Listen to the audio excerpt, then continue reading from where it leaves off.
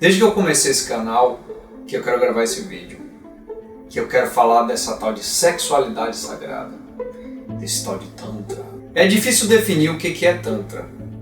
A gente pode dizer que é um conjunto de textos, de técnicas, uma filosofia religiosa que influenciou a posteriori as três grandes religiões da Índia: o hinduísmo, o jainismo e o budismo. Também é difícil dizer exatamente quando é que aparece essa história de Tantra. Tem gente que vai dizer que o Tantra tem 5.000 anos. Tá mais certo que ele apareceu lá 400 anos depois de Cristo. E lá no nordeste da Índia e se espalhou pelo Oriente. A gente vê sinais do Tantra na China, no Japão, no Tibete e no Nepal. Demorou um tempo, mas a gente tomou conhecimento do Tantra. Foi lá pelo final do século XIX, quando tinha a colonização britânica da Índia. E aí que começa a confusão. Não é um mistério porque as religiões vigiaram o sexo de perto. Afinal, a reprodução é a atividade mais básica da vida no planeta. E com seres humanos não é diferente. A questão com a gente é que o homem ou a mulher é o único animal que faz sexo por prazer. E isso embola o meio de campo dessa coisa chamada civilização. Quanto a isso, as regras desse lado do mundo sempre foram muito rígidas. Lá no Oriente a coisa era diferente, né? Você tem o famoso Kama Sutra, você tem um jardim perfumado do Sheikh Nefsawi, não sei se pronuncia assim, e você tem os manuais de sexo da China e do Japão, os livros de almofada. É o que Michel Foucault chamou de asa erótica, que é diferente do que a gente tem no Ocidente, o scientia sexualis, essa visão mais técnica e racional do sexo. A nossa ideia sobre sexualidade, seja aquela mais moralista e rígida, ou então aquela mais científica e cerebral, começou a mudar a partir dos anos 50. Mas foi nos anos 60 que a coisa pegou fogo, com o trio Sexo, Drogas e Rock and Roll. A pílula, ela libertou a mulher dos papéis de esposa e mãe, e agora ela podia ter as mesmas liberdades do homem. As drogas, que antes eram sinônimo de decadência moral e vício para a maioria silenciosa, agora serviam para expandir a consciência, principalmente a maconha e o LSD. E o rock and roll era a trilha sonora da revolução. Foi nesse clima de festa que Osho chegou. Você já ouviu falar dele? O guru do sexo. O homem santo que tem 93 Rolls Royce na garagem. Polêmico e irreverente, ele teve e ainda tem uma legião de seguidores e também inimigos poderosíssimos. Foi Osho que trouxe a sexualidade sagrada para as massas. Mas hoje eu não vou falar só de Osho. Eu vou falar também dos pioneiros que abriram caminho para Osho e que ajudaram o Tantra a se espalhar no Ocidente.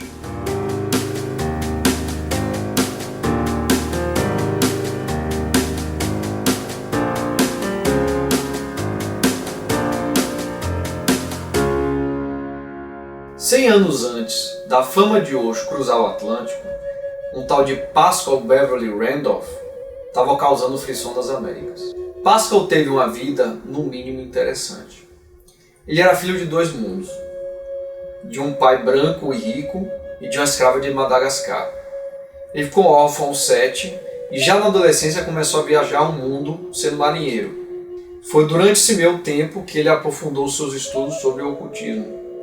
Ele chegou a ser um médium de fama internacional, justamente durante o boom do espiritualismo, na mesma época que Allan Kardec começa a fazer a doutrina espírita. Para Randolph, o instinto sexual era a força fundamental do universo. Era quando a alma se abria para o cosmos, para as forças do além. O orgasmo, então, era o ápice da força espiritual. Randolph acreditava que a sua alquimia do afeto é ajudar na luta de um mundo mais justo. Não é à toa que sua versão do espiritualismo era bem politizada. Ele defendia o direito das mulheres, o abolicionismo e outras causas em prol de um mundo mais justo. Mas Randolph também era um homem do seu tempo. Ele acreditava que a sexualidade sagrada só podia ser praticada numa relação a dois, dentro do matrimônio. Fora dele, os resultados podiam ser inesperados ou até perigosos. Ele também condenava o adultério, a prostituição o homoerotismo e a masturbação. Agora eu vou trazer a Aleister Crowley para a conversa. Enxadrista, alpinista, pintor, poeta, suposto espião, personagem de James Bond, pioneiro no ocidente do yoga e fundador de nova religião, a Telema. Sabe aquela frase de Sociedade Alternativa, a música de Raul? Faz o que tu queres, pois tudo é da lei? Pois é o código de conduta da Telema, mais um legado de Crowley, homem de muitos talentos e de muita polêmica. Crowley acreditava ser o profeta de uma nova era, uma era de liberdade, muito diferente da era cristã. A aversão de Crowley pelo cristianismo começou cedo, com o fanatismo da mãe, depois de ficar viúva, e por causa do tio, Tom Bishop, um homem rígido e cruel. Por causa dessa infância traumática, Crowley passou a vida inteira se rebelando contra a fé da família. Na sua versão de sexualidade sagrada, ele quebrava todo tipo de tabu cristão. Invocava demônio, praticava homoafetividade, usava masturbação ritual, tudo para alimentar sua magia sexual. Não é à toa que ele passou a vida inteira sendo perseguido pela imprensa, acusado de ser satanista, de praticar magia negra e de ser o homem mais perverso do mundo, uma fama que ele alimentava. Tem quem faça paralelos entre os rituais do Tantra e da Telema. Tem quem diga também que Crowley foi iniciado, mas por quem? Quando o assunto é a grande besta, fato e ficção se misturam. A gente nunca sabe se está ouvindo uma lorota ou um segredo. Uma outra figura bem polêmica é o barão italiano Júlio Zévola. E por que polêmica? Porque ele é um ídolo da extrema-direita. Pense, machista, racista, elitista, chegou a ter conexões com o fascismo e, no final da Segunda Guerra, se amigou com os nazistas. E por que eu daria de ibope para essa pessoa não grata? Aí é que tá. Apesar dele ter esse currículo tenebroso, Júlio Zévola é um dos caras que melhor falou sobre sexualidade sagrada. O que é muito estranho, porque quando a gente fala desse assunto hoje em dia, a gente fala da luta contra o patriarcado, da importância da mulher conhecer o próprio corpo, né? Dela viver a sexualidade dela sem culpa, ou seja, o empoderamento feminino. Para a gente entender melhor como é que Évola foi parar no Tantra, a gente vai falar um pouco da trajetória dele. Júlio Zévola, ele fez parte de uma geração de intelectuais que ficou decepcionada com o mundo moderno. Ele achava que a ideia de progresso da modernidade era falsa, porque era progresso só no plano material. Ele via como as transformações radicais da Europa, a urbanização acelerada, a perda de identidade religiosa e o triunfo do estilo de vida burguês trouxeram um vácuo espiritual. E é por isso que ele funda o tradicionalismo, a escola de pensamento tradicionalista, que usa da tradição como escudo contra o niilismo moderno. Ele também não era fã do catolicismo. Ele era um desses caras que, seguindo a lógica de Nietzsche, acreditava que o cristianismo tinha enfraquecido o homem europeu e a gente precisava resgatar o heroísmo e a virilidade da velha Europa. A Europa pagã, a Europa antes da chegada de J. Cristo. Com essa preocupação toda de preservar as velhas tradições, ele acabou chegando no Tantra. Ele chega bem tarde da vida. Ele morreu em 1974 e ele escreve o Yoga do Poder em 1968 e a Metafísica do Sexo em 1969. E aí, nesses livros, é que Évola fala da prostituição sagrada, dos bacanais, as orgias em homenagem a Dionísio, o deus do vinho e do êxtase, de magia ritual e da Kundalini, uma força mística que fica na base da coluna vertebral, que quando sobe ativa os chakras, né, os centros energéticos sutis do corpo, e leva à libertação espiritual. Ou seja, é uma visão esotérica do sexo, uma transformação espiritual a partir do corpo, passada em segredo de mestre para discípulo. É o que ele chama de metafísica do sexo. Mas não é metafísica no sentido filosófico ou abstrato. É no sentido de ir além da dimensão puramente física ou animal do sexo, ou até modernista e hedonista, e resgatar essa dimensão transcendental que ele já teve. E, claro, essa não é a visão da sexologia, com seus questionários gráficos e estatísticas. Essa também não é a visão da psicanálise. Évola concordava com Freud que a repressão sexual era ruim. Mas ele criticava a psicanálise por ela só enxergar o lado neurótico e infantil do sexo, e não o lado espiritual e transformador. E nem poderia, né? Para Freud, religião era ilusão, e Deus era uma neurose infantil. Um pai todo-poderoso que perdoava tudo o que os filhos faziam. Ou seja, um pai perfeito. Aí vem o nosso amigo Osho. A primeira coisa que vocês têm que saber de Osho é que ele nunca foi iniciado no Tantra. E nem poderia. Ele é totalmente contra gurus.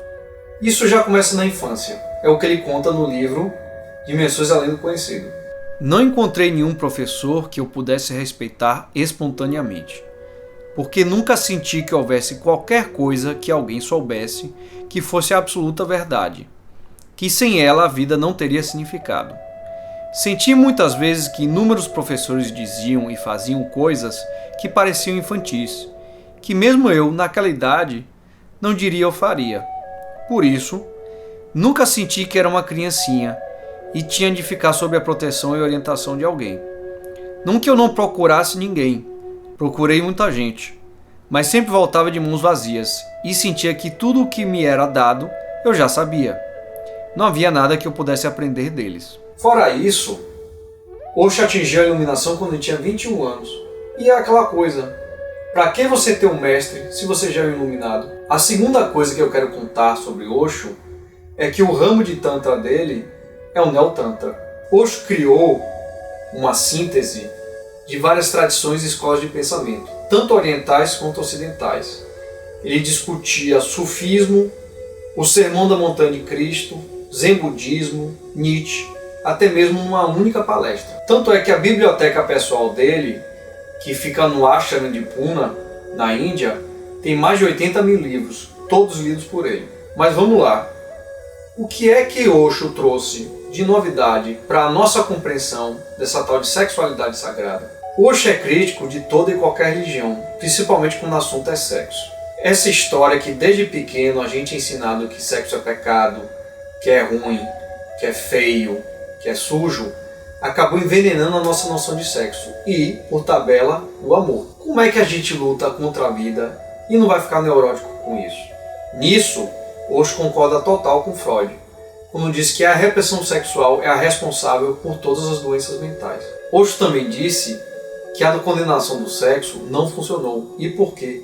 Porque essa condenação aumentou o interesse em sexo, não diminuiu. Isso virou uma obsessão. A gente pensa nisso o tempo todo. Olha os outros animais. Eles têm períodos para acasalar. A natureza sabe como é, sabe onde colocar o limite. A ironia dessa história é a seguinte: a transcendência do sexo, que é o que os moralistas de plantão tanto querem, só é possível a partir do entendimento do sexo, sem medo e sem preconceito, e não ignorando-o. Outra coisa que Osho fala, importantíssima, é o papel que o ego tem de bloquear o fluxo dessa energia vital. O sexo é uma coisa muito intensa, então o ego ele tem medo de perder o controle, o pouco controle, inclusive, que ele já tem. Aí vem um eu não posso, eu não devo, eu vou me ferir. Por isso que o amor só flui quando o ego some, deixa de ser uma luta por poder. Ainda sobre isso, Osho fala que essa busca desesperada por satisfação não é a respeito do sexo em si. O momento de clímax do orgasmo, na verdade, é um momento onde o ego desaparece. É aquele momento de quietude, onde você está em comunhão com o universo. É um momento de samadhi. É uma busca em direção à eternidade, a um eu superior.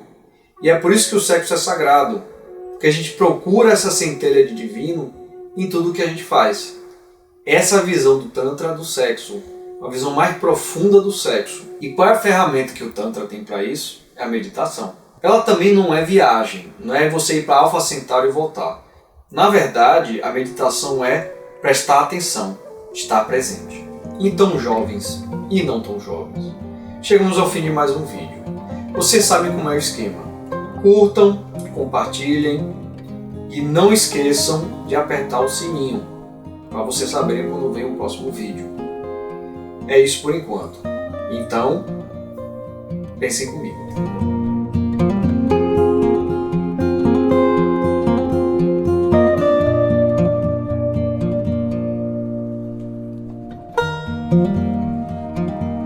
Thank